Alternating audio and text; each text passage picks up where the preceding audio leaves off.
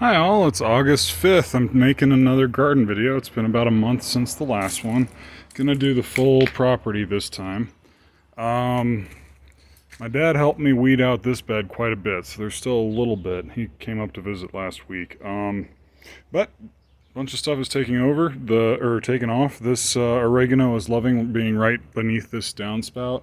Trying to get that gutter fixed so I can spread that water out a little more evenly, but that's been a problem. The thyme bushes are pretty well done. They've gone to flower and they've set seed, and doubt anything's going to come up. This grapevine we have our first few small grapes starting. Yeah, so that's cool.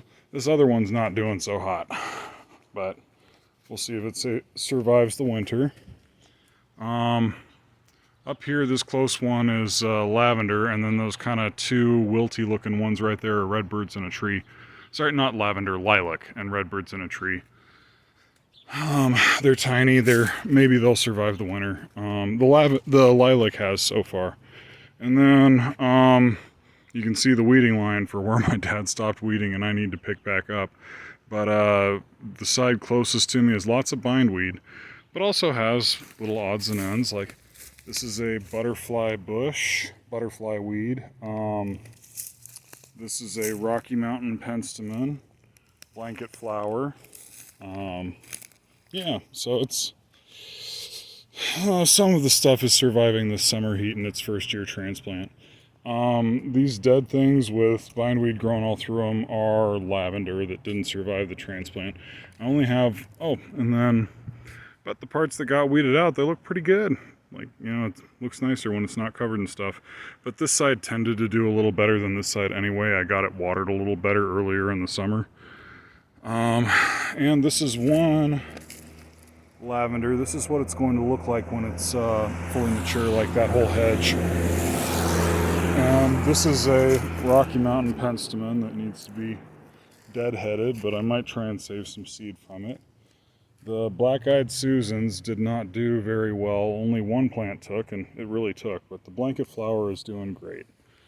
Over here we have blue flax, goldenrod, some kind of daisy. The lupins are not doing well, but the yarrow is doing great. And then can barely see it. It's little spots in there. There are a couple of really small bush little patches that are called tickweed. They only grow about 6 inches tall. And then some native sage that has Indian paintbrush, which is a parasitic plant, colonized on it. And those are still alive, but also small. We got some pretty daylilies. The irises are totally done. I need to deadhead them. These tree daylilies have been hit and miss. One died here, 2 died here, 3 died here, and then these died. Like, this is just not really a good spot for it. Burn pile of weeds. Burn pile of logs. It's getting smaller, but I need to come get I'm getting a pneumatic log splitter from Home Depot. Like, I'm renting one to try and get rid of this once and for all, because that's been there for a while. Mostly weeds, but some onions mixed in this part. I think I'm just going to go through and take everything out of this bed. The onions aren't getting big, so I'm just going to pull this all out and probably plant broccoli or something for the fall. Dragon tongue beans here. Dragon tongue beans are one of my favorite staples. Oh, excuse me. They get big. They're plentiful. Like, there are tons of them in here. Don't require a lot of maintenance.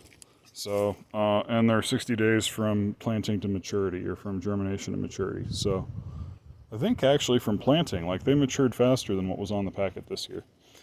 Over here, some weeds, a couple of carrots dispersed in, arugula going to seed,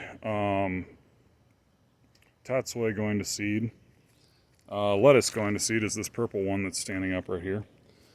These are green beans. They're putting out flowers, but I haven't gotten green beans yet.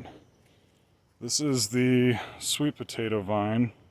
surrounded by bindweed, but the sweet potato vine's not doing anything this year. More green beans, more green beans, more green beans, more green beans. This 1,000-head kale is like it's living up to its reputation. Like it's living up to the package. It's 3 feet tall. Each plant is huge. Tastes like kale, but huge leaves, just huge leaves. So that's a really cool variety of kale. I might actually grow it again. I'm not looking for too many new varieties of kale because I have like 6 I try every year, but maybe. Green pole beans, making this nice little hedge in the back. The lovage is going to flower. All of the gooseberries we've harvested a ton off of. The borage we've harvested a bunch off of, but is also kind of going to flower and dying off. I need to fertilize this bed, but like this is a huge patch, and all I did to get the borage to flower here was throw a packet of seeds out all over like 3 years ago, and it's just self-sown and self-sown and self-sown. And so this is I don't know how much I need to do with it, and like I don't really want to waste any money or effort trying to make this better because it's doing pretty well. Blueberry bushes surviving. Raspberries, we got our spring or our early summer harvest off, and we're waiting on the fall one. The fall one's maturing now. Lots of yellow jackets in there. Blackberries. Lots of blackberries all over this bush. So much blackberries. Been going out and harvesting it every couple days.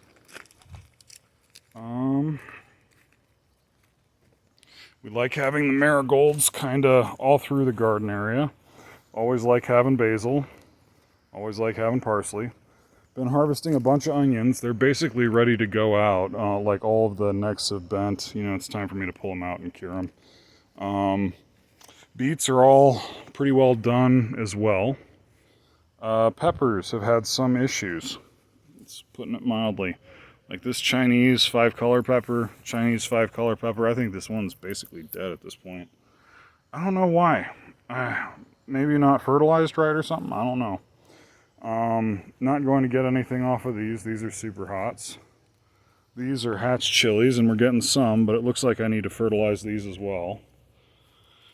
Shishitos, heirloom bells, jalapeno, paprika pepper, tiny little Thai chili plant in there, more dragon tongue beans, and then the main kale patch. There's just always tons here. We harvest as much as we can eat out of a patch this size, and then I give away probably 10 pounds every 2 weeks all summer, so I think I need to grow less kale. And the tomatillos are starting to ripen up and doing real well. Tomatoes, I got a bunch of different varieties. Like I didn't double up on any varieties this year, but we've been harvesting off of that. Always got to have the black strawberry tomatoes. I like these ones. I can't remember what this one is. This is the Super Sweet 100. It's the most vigorous out of all of the bushes, and it seems to be like that every year. And always got to have yellow pears. Love yellow pear tomatoes. The comfrey is doing good. The sunflowers are struggling, but I'm going to start getting sunflowers here. Whew. Hello, grasshopper. Tons of grasshoppers, tons of bees. Starting to get a flower head, just barely starting to form with these. They're supposed to get 5-6 feet tall, this variety. They're not, but I'll still get flowers. You know, that's kind of what I care about. We got some nectarines, like 2 nectarines this year. We're gonna have a lot of apples. These are Pink Lady, I want to say. Been getting a lot of squash this year, luckily. Like this was a good year for zucchini, and so there's a little one hiding out down here. The bushes tend to be smaller for the most part. They're kind of neglected, but I have so much of them and it's taking up space that wouldn't be used anyway that it doesn't really bother me. The compost pile's been getting beat up, or getting composted down through the summer. I've been remembering to water it and flip it occasionally. And then I think this is a clematis that's climbing around over here. So this compost bin pile ought to eventually be fully covered by clematises, like all the way around to this front area. I need to redo the fencing on it so it'll hold it, but that's on the list. But yeah, I'm looking forward to having a clematis covered compost pile. Horseradish, haven't harvested any this year. Scallop squash, putting on squash a little smaller than I would have wanted. I've heard a lot of people squash didn't do well this year. The honeyberries are doing fine. The sweet hips rose transplanted successfully. The asparagus down the line is doing just fine. It's pretty small yet. You know, it's not nearly the size of full-size, fully mature asparagus plants at this time of year, but those get around here, I think 4, 5, 6 feet high and a couple feet, like a few feet wide. But surviving over the year. Not sure which one this is, but it's not happy. And I've been fighting trying to keep it alive to little effect. So I don't know if I'm getting anything off of this. It's one of the storage squashes.